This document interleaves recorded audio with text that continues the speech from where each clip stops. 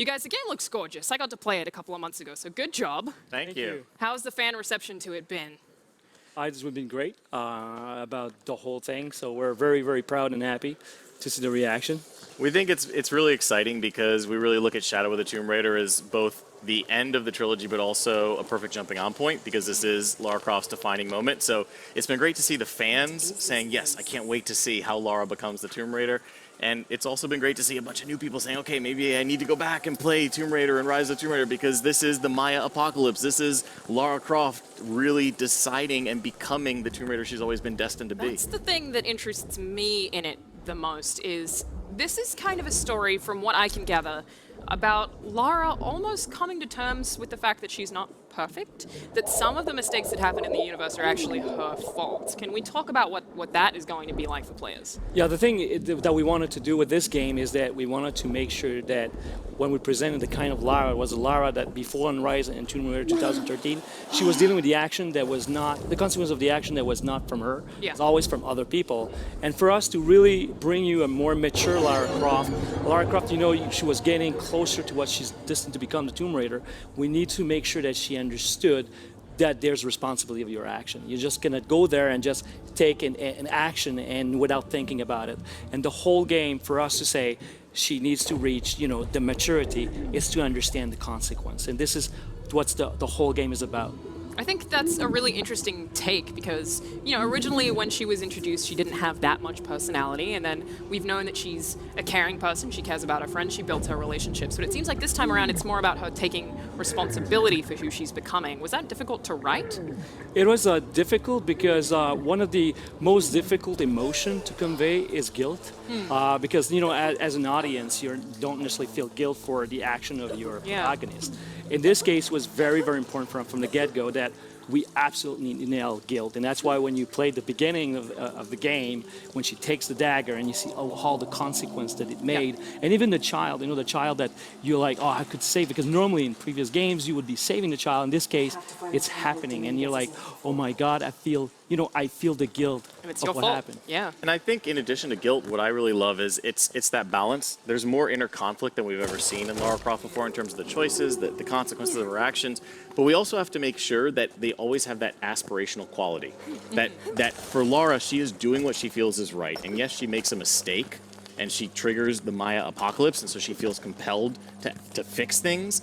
And along the way, you may question her motives and say, okay, how much is driven by revenge? You'll see Jonah acting as her moral compass. But with that guilt comes self-sacrifice and comes perseverance and comes Lara pushing through the darkest parts of her moments and the darkest moments of her life to become the Tomb Raider, and that means stepping out into the light. So that I think is a great balance. I was going to ask about that next, sorry. This does seem like her darkest story yet. Would you guys agree with that? I would say there's the darkest moments in there. Of course there is. You can see a couple of snippets during the video, the trailer. Even the tomb she's in right now. I think this is the first time that you guys will be seeing this. It looks pretty dark in here too. It is dark because the take that we wanted to do with tombs is really going to the terrifying and deadly aspect of it, because we want to push that. This is going to be the most Tomb Raider of the Tomb Raiders, okay, the Tomb Raider, previous Tomb Raider. And there's a lot of also light moments in the game.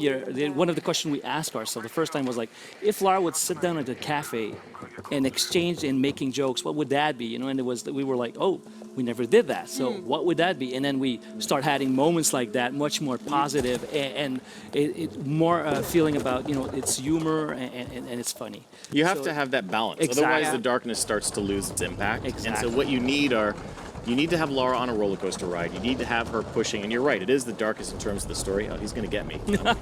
There's a fly in here. You have to have those moments where Lara does hit rock bottom, but you also have to show how she climbs back out again. You have to see how she pushes herself, like she always has throughout the series, pushing herself beyond normal physical, human limits, mental, spiritual, emotional limits, to push through those barriers to become what she's meant to be and to do what she thinks is right.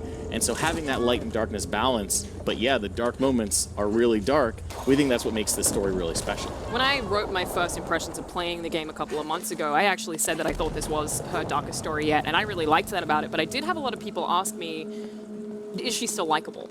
And I feel like she is, but that's a good follow-up is how difficult was it to, show a darker side of her, show Jonah calling her a narcissist and telling her that what she's doing is wrong and she needs to think about everyone else, but still have people feel like she's that same Lara. And that's the thing. That was a big challenge because normally when you start and their hero does something that you wouldn't do, and you'll be like, it's very difficult. But for us, like the Day of the Dead moment was very important.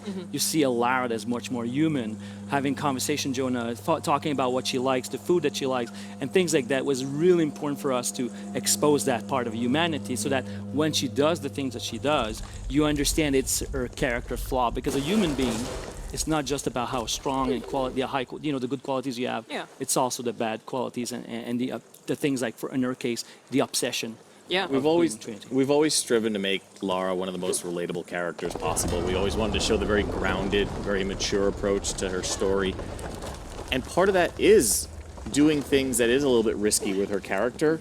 But to your point, she always has to feel like she's fighting for what she believes is right. And that, I think, is what keeps her relatable and likable because she still is a hero. Even if she's at some times struggling to not become the monster she's facing, at sometimes she's saying, okay, I can't live in a world where the ends justify the means. She is walking right up against that line of becoming closer to Trinity and watching her get close to that darker side, to that shadow side, if you will, and then pulling herself away from it. That's what I think makes the journey so compelling. Yeah, and I did also want to mention that the game's antagonist is actually kind of a likable guy. He is a likable guy. When we start writing the story, because when you want a most relatable character like Lara Croft, we wanted to go into much more personal, much more internal. We wanted to have the world being as live as possible, but also when we look at the antagonist, we said, what would be, if she's white, what would be the black side of it? When is she's black? How could it be white? And we exchanging that, it became almost like a waltz. And both of them are completing each other. And because of that, you have a Lara Croft that you understand a little bit more because the other character is also human. Yeah. And it's cool to think that villains would be the hero of their own story.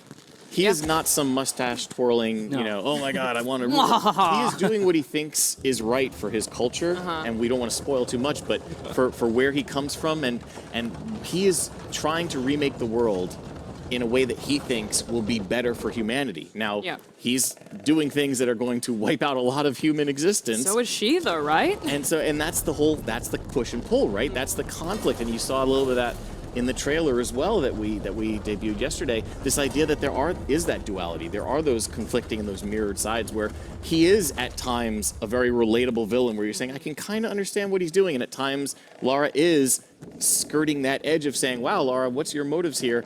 Again, Lara will always be the hero and he will always be the villain, but we love having them kind of meet in the middle at key points. I feel like you guys nailed that. And I could talk about the story forever, but I'm sure everyone at home wants to know about gameplay as well. So one concern that I had is that this is going to feel too similar to previous games. What has changed? It's because one of the things that you started with the beginning of the game.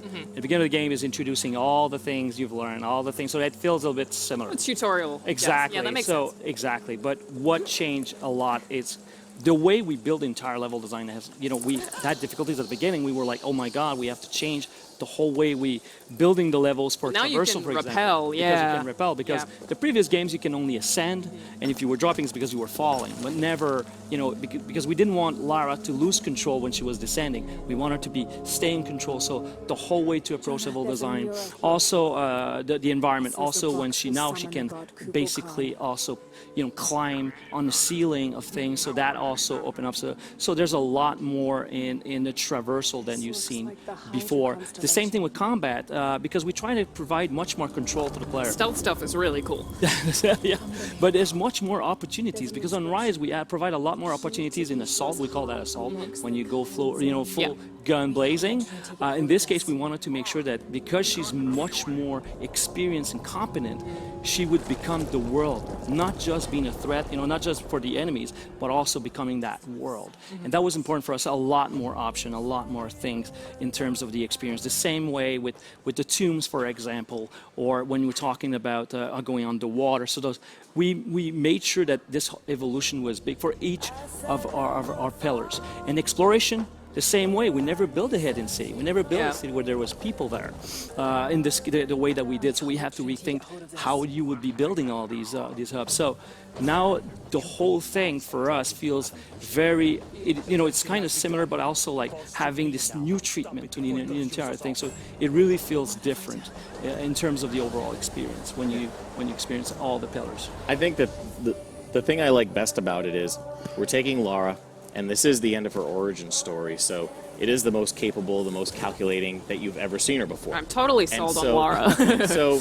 in order to still provide a challenge, we had to up the ante in every other facet of the gameplay. So to Dan's point, the combat, you have more options, but you also have more challenge. In the traversal, you have more options, but you also have more challenge. The tombs, they're more than ever, they're bigger than ever, but they're darker, they're deadlier, they're scarier than ever before. The hub, the biggest we've ever delivered in a Tomb Raider game. About next is like, how does that open world? That Absolutely. looks crazy too. We have to take you on the roller coaster ride, but every now and then we open it up and let you just experience the world at your own pace and say, hey, you can pause the narrative now. It's the biggest tomb we've ever delivered, or sorry, the biggest hub we've ever delivered in a Tomb Raider game. There's challenge tombs, there's side missions, there's social puzzles, there's people to interact with. There's all this stuff to do, and again, everything is about raising the stakes across the board. And so we think that that's what really will feel different. It should still feel like you're playing a Tomb Raider game, but it should feel like you are playing with a Lara Croft who has been through a lot and is now really coming into her own, and the world is pushing back and the enemies are pushing back even harder than ever to try and stop her from achieving her destiny. I have to say, I love how passionately and easily you guys are talking about this. And I know everyone's really, really excited about it, and I love this iteration of Lara so much. So thank you for joining us.